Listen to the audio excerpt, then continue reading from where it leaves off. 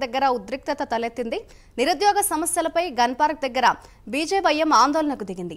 పోలీసులకు బీజేవైఎం కార్యకర్తలకు మధ్య తోపులాట జరిగింది.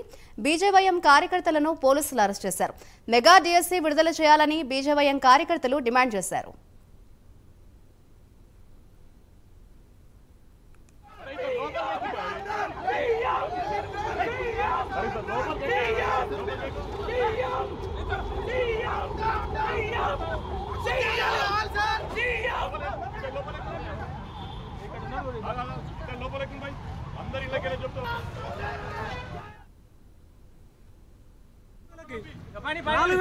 నిరుద్యోగ వృత్తిస్తా ఉన్నారు.